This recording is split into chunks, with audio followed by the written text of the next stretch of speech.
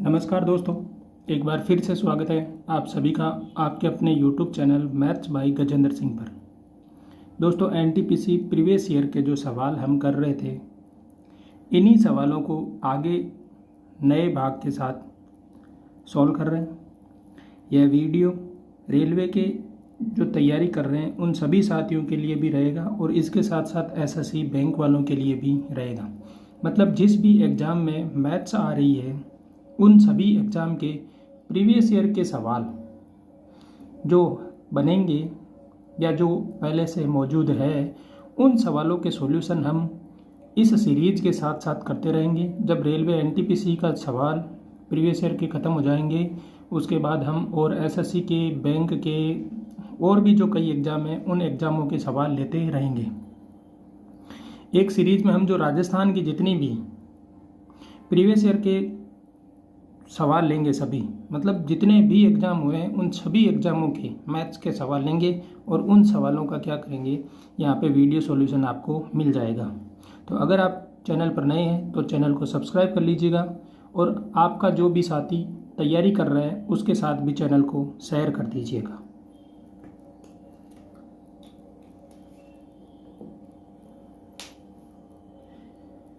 सवाल क्या कह रहे हैं, 20 पेन और 46 पेंसिल को 235 रुपये में खरीदा गया। यदि पेंसिल का औसत मूल्य 2.5 रुपये है तो पेन का औसत मूल्य ज्ञात करो।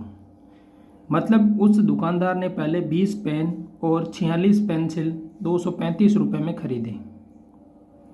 पेनों की संख्या कितनी, 20, पेंसिल कितने, 46 और 235 में खरीदा।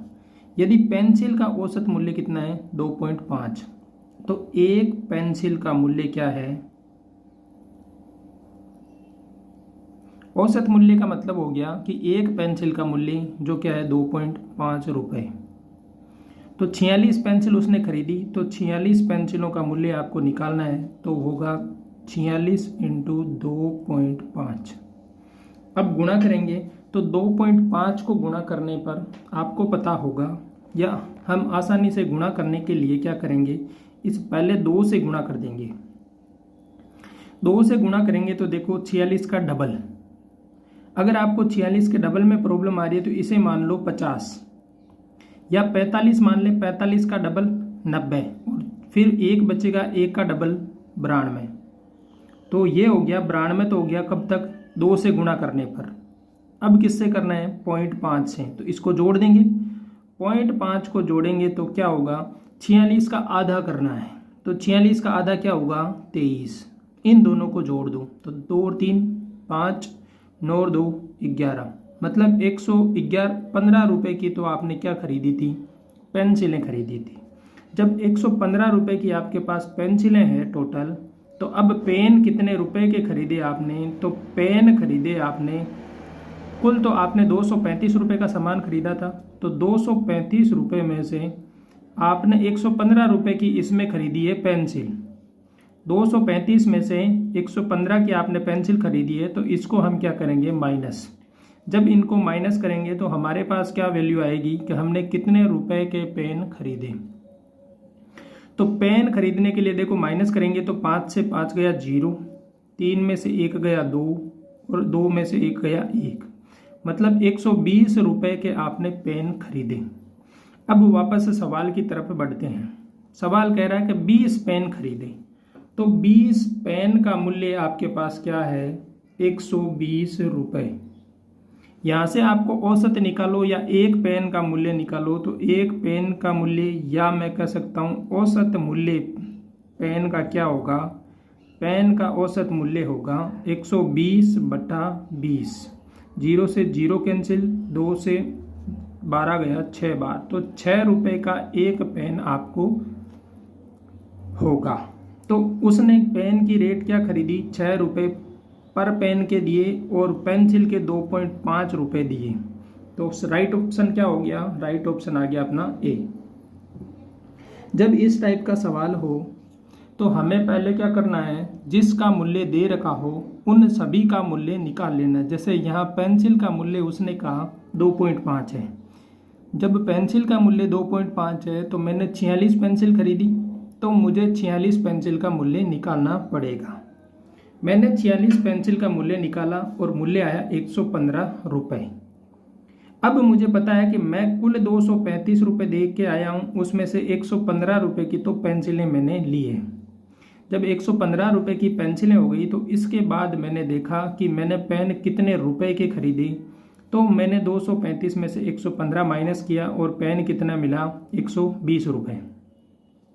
जब आपके पास ये आ गया है कि आपको 120 रुपये के पेन ही आपने खरीदे हैं, मतलब आपने जो 20 पेन खरीदे थे वो टोटल कितने हैं, 120 रुपये के हैं। तो यहाँ से एक पेन की मूल्य, या हम कह सकते हैं औसत निकालने के लिए मैंने कहा था औसत क्या होता है, औसत होता है राशियों का कुल योग बटा राशियों की कुल संख्या।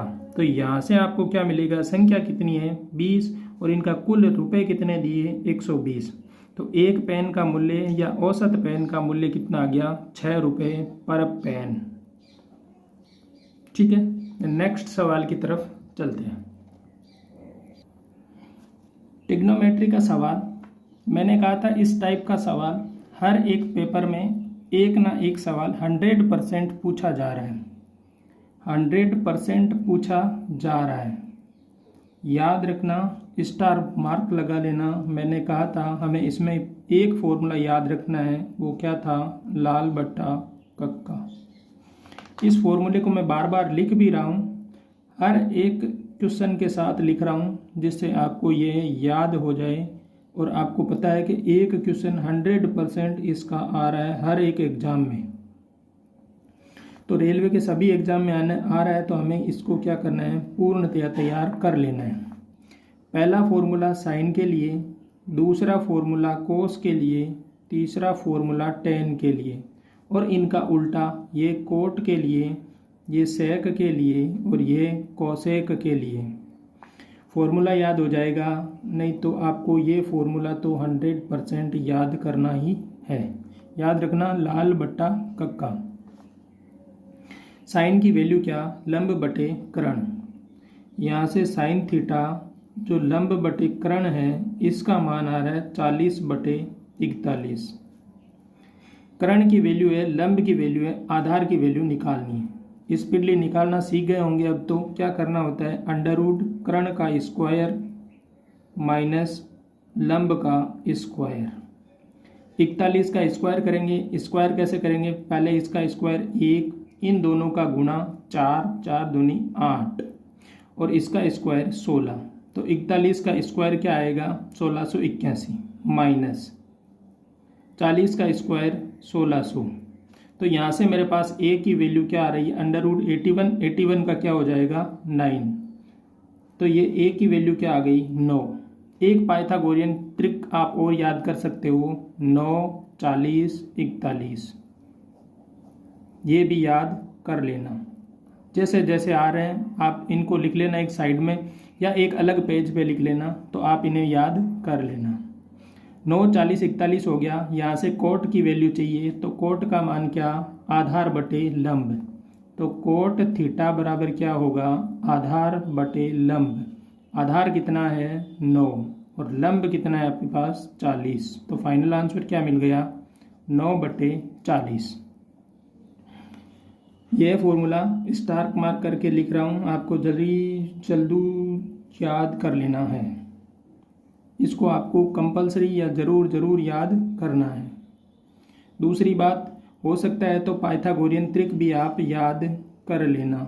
जैसे जैसे आपको मिलते हैं ट्रिक को एक साइड में या एक पेज में लिख लेना या पेपर के ऊपर हेडिंग वाले पोर्शन में इसको लिख लेना, जिससे आपको ज़्यादा जल्दी जैसे जैसे आप रिवीजन करेंगे सामने आता रहेगा, और जब सामने आएंगी बार बार चीज़ें तो आपको चीज़ें ज़्यादा याद होगी। अगले सवाल की तरफ देखते हैं। क्वेश्चन ये कह रहा है, देखो 98,534 में से कौन सी छोटी से छोटी संख्या घटाई जाए कि प्राप्त संख्या 824 से पूर्णतः विभाजित हो जाए। मतलब इस संख्या में से आपको ऐसी संख्या घटानी है जिसके बाद जो संख्या मिलेगी वह संख्या पूर्णतया 824 से क्या हो, विभाजित हो जाए। तो आपको पता है कि जब संख्याएं विभाजित कब होगी, वह संख्याएं विभाजित तब होती है जब इन संख्याओं के गुणज जो संख्या मिलती रहे। जैसे मैं आपको बताऊं कि आपको क्या मिलेगा, एक छोटे सवाल से मैं पहले एक बार समझा देता हूं, उसके बाद हम आगे चलते हैं। मैंने कहा कि एक संख्या अपने पास है 26 और इस 26 संख्या में से मैं क्या घटाऊं कि यह संख्या पूर्णतया 4 से विभाजित हो जाए। तो हम पहले क्या देख रहे हैं, एक बार के लिए इस छोटे से सवाल को क्या कर रहे हैं, सोल्व कर रहे हैं। अपना सवाल क्या है, 26 में से कौन सी संख्या घटा दी जाए जिससे यह संख्या 4 से पूर्णतः विभाजित हो जाए। हमने देखा कि 26 में हम क्या करेंगे, भाग देंगे 4 का। 4 का भाग दिया तो 6 बार जाएगा, 6 चौके 24, पीछे बचा 2। अब देखो ये क्या है, शेषफल या रिमाइंडर। तो जो शेषफल आपको मिल रहा है, इस शेषफल को मैं इस संख्या में से घटा दूं तो जो संख्या मेरे को मिल रही है वो संख्या पूर्णतः विभाजित होगी। जैसे 26 में से हमने 2 घटा दिए तो मिला हमें 24, और 24 आपको पता है किससे, 4 से पूर्णतः विभाजित है। अब अपने सवाल की तरफ चलते हैं। अपना सवाल कह रहा है कि 98,534 में से कौन सी छोटी से छोटी संख्या घटाई जाए कि प्राप्त संख्या 824 से पूर्णतः विभाजित हो जाए। तो देखो मैं क्या करूँगा, 98,534 में हम देंगे भाग, और किसका देना है, 824 का। मुझे पता है 985 824 के नज़दीक है तो भाग जाएगा एक बार। हमने एक बार भाग दिया, वापस माइनस करेंगे तो 4 1 बचेगा यहाँ पे, 8 में से 2 जाएंगे तो 6, और 9 में से 8 गया तो 1, 161 हो गया। फिर से नीचे लेंगे ये 3। अब भाग देखो लगभग 1600 के समथिंग चला गया। 800 का 1600 के समथिंग देखेंगे तो लगभग ये क्या हो रहा है, इसका कितने से गुणा करें तो 8 दूनी 16,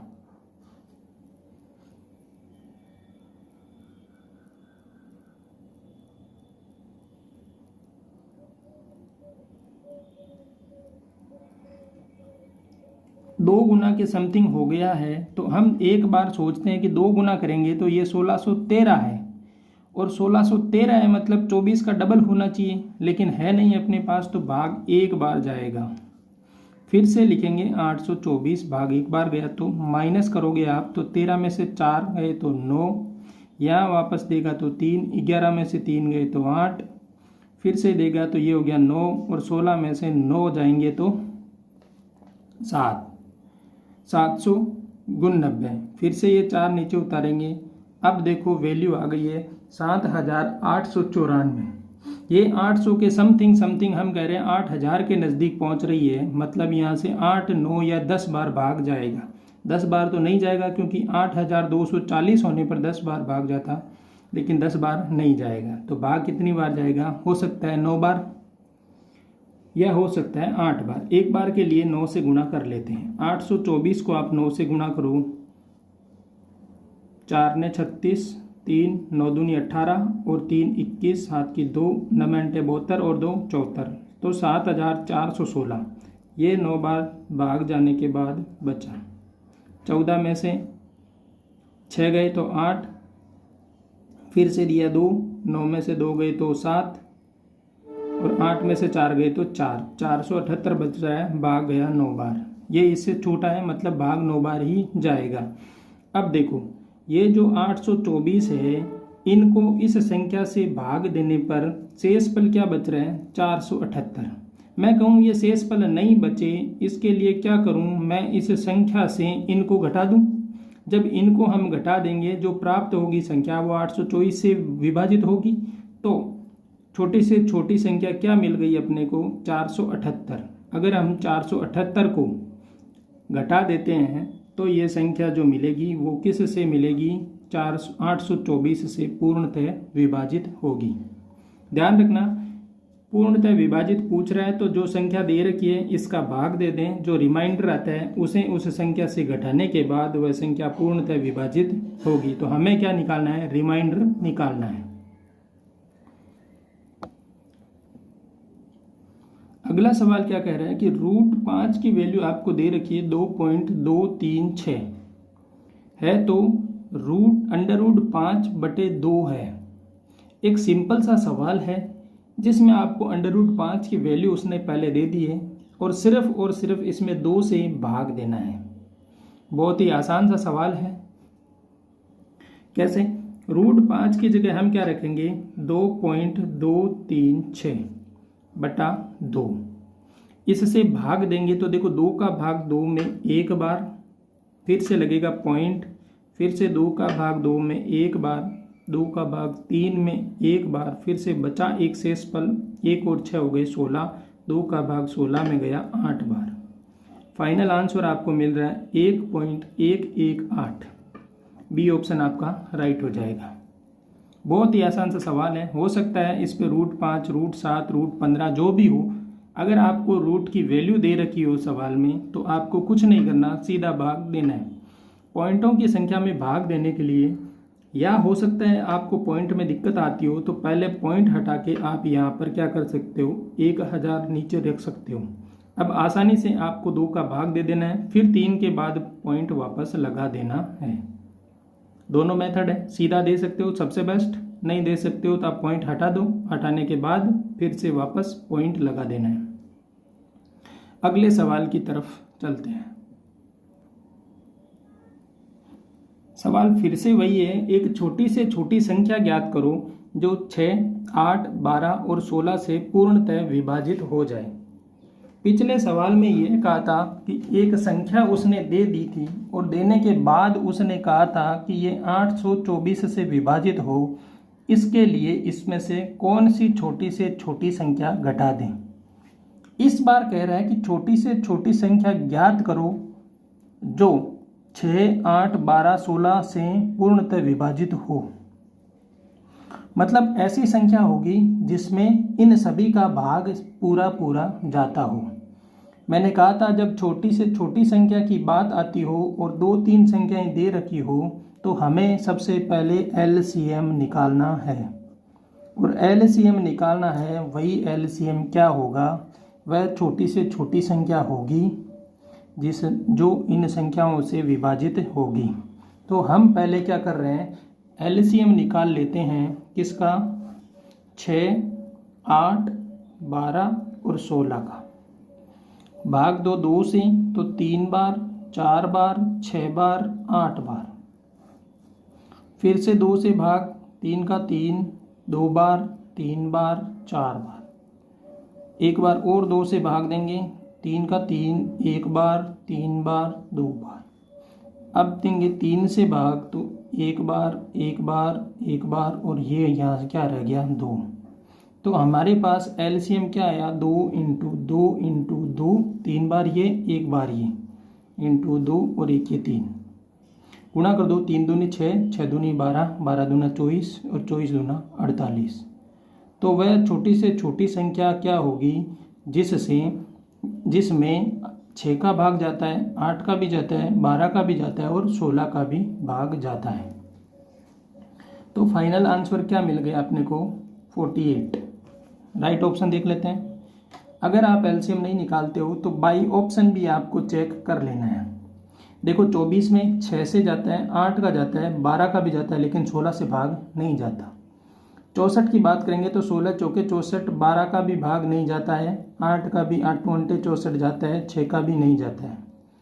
80 की बात करेंगे तो 8 का चला जाता है, 16 का भी चला जाता है, लेकिन 12 से भाग नहीं जाता है। तो इसमें एक ही संख्या है, बाई ऑप्शन भी आप चेक कर सकते हो, लेकिन यह जल्दी से आप एलसीएम निकाल सकते हो। तो ज़रूरी नहीं है बाई ऑप्शन में आपको चारों चेक करने की, एलसीएम एक बहुत आसान से निकल जाता है। जिस ऑप्शन में आपको लगे लेंथी सवाल बन रहा है उसमें अपने को बाई ऑप्शन चलना चाहिए।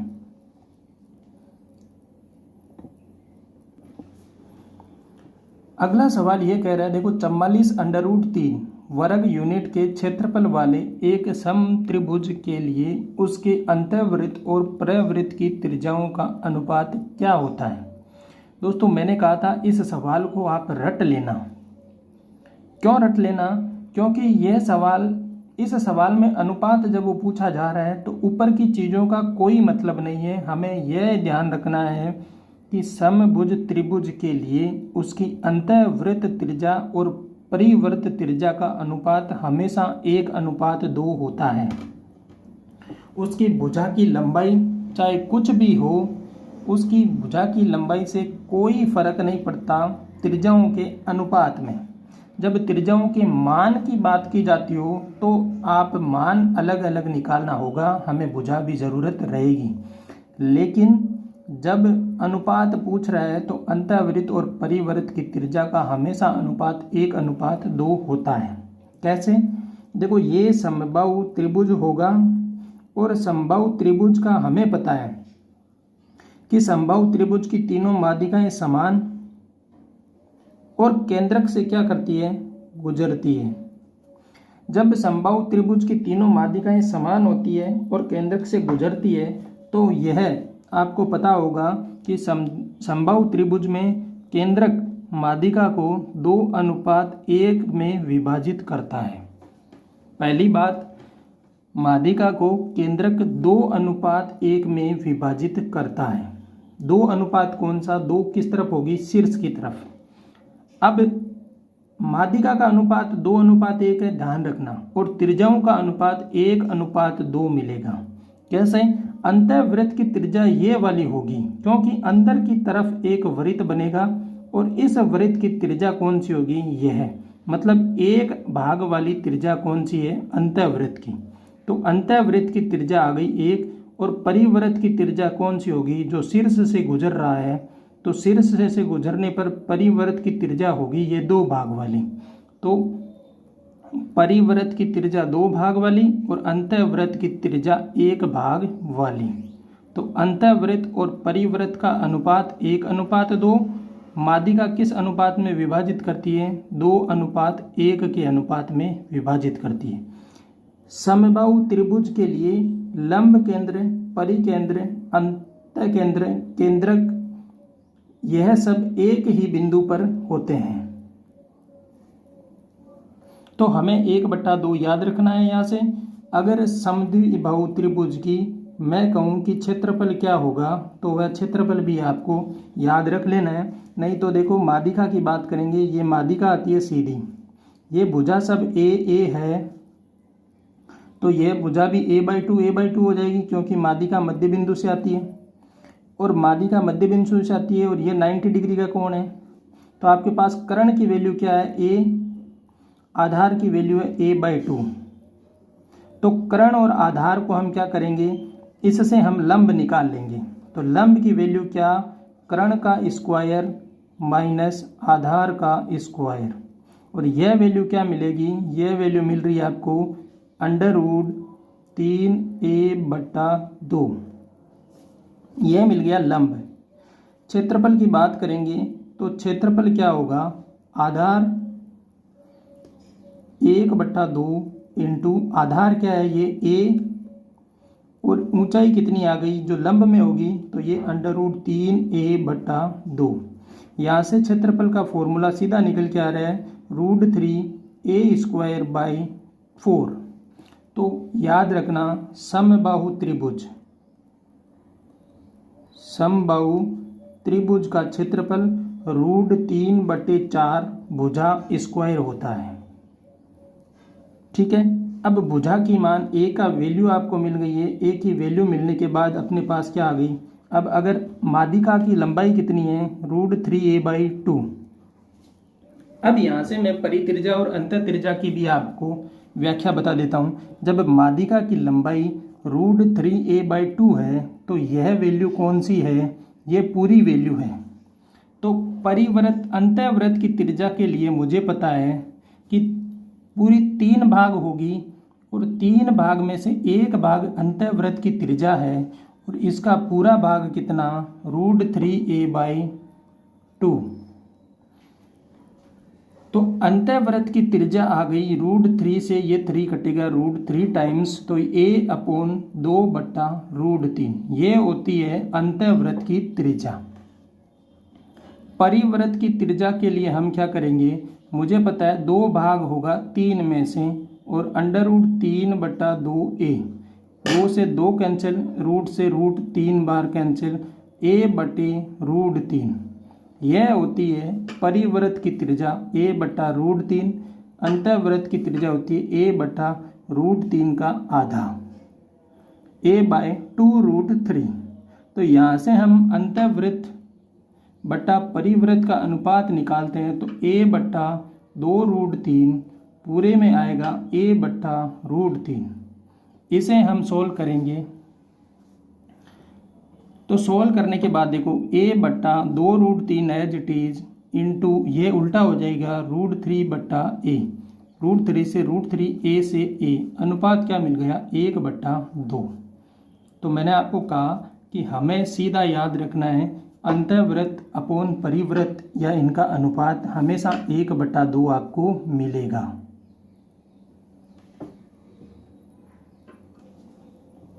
इसी के साथ हमने समबाहु त्रिभुज के बारे में जो जानकारी ले ली है वो भी आप नोट कर लेना कि समबाहु त्रिभुज की ऊंचाई क्या होगी √3a/2। इस ऊंचाई को ही हम क्या कह सकते हैं, माध्यिका। तो माध्यिका की लंबाई कितनी आ गई √3a/2। ऊंचाई कहें या माध्यिका कहें।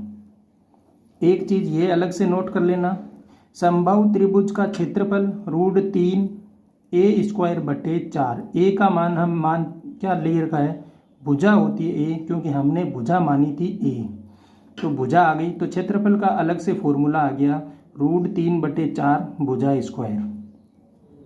समबाहु त्रिभुज का क्षेत्रफल हो गया, माध्यिका हो गई। अंतःवृत्त की त्रिज्या a/2√3 और परिवृत्त की त्रिज्या a/√3। अगर भुजा की वैल्यू दे रखी है तो अपने को क्या अंतःवृत्त और परिवृत्त की त्रिज्या का मान भी निकल सकता है। इसमें देखो क्या दिया है, 44√3 वर्ग यूनिट क्षेत्रफल दे रखा है। तो क्षेत्रफल हमने निकाला था क्या √3/4 भुजा स्क्वायर। इसका मान इन्होंने क्या दिया है √3/4 इंटू a² की वैल्यू आपको दी है 44√3। यहाँ से √3 से √10 कैंसिल हो गया, a² की वैल्यू आपके पास मिल रही है 44 × 4। तो यहाँ पर भी मैं a² को लिख सकता हूँ 4 × 11। हम √ निकालेंगे तो a का मान मिलेगा मेरे को 4 √ 11। यह चीज़ मिल रही है मेरे को इसकी भुजा। तो इस सवाल के हिसाब से a का मान आया 4 √ 11। यह मिला है भुजा। जब भुजा मेरे को मिल गई तो हम वापस सवाल में उसकी अंतःवृत्त की त्रिज्या और परिवृत्त की त्रिज्या में मान रखेंगे, और मान रखने के बाद अनुपात मैंने कहा a से a कैंसिल हो रहा है, तो इसमें भुजा की वैल्यू हमें ज़रूरत नहीं रहेगी। जब a से a कैंसिल हो जाता है तो सीधा अनुपात 1:2 होता है। जब अनुपात हमेशा अचर मिलता है तो हमें भुजा ज़रूरत होती है, जब चर संख्याएं हैं तो भुजा की ज़रूरत नहीं है। दोस्तों, आप चैनल पर नए हैं तो अपने दोस्तों के साथ वीडियो शेयर कर दो और चैनल को सब्सक्राइब भी ज़रूर कर लो। हम NTPC के साथ साथ प्रीवियस ईयर के जितने भी एग्ज़ाम हुए हैं उन सभी का सॉल्यूशन अपने YouTube चैनल पर लेकर आ रहे हैं। धन्यवाद।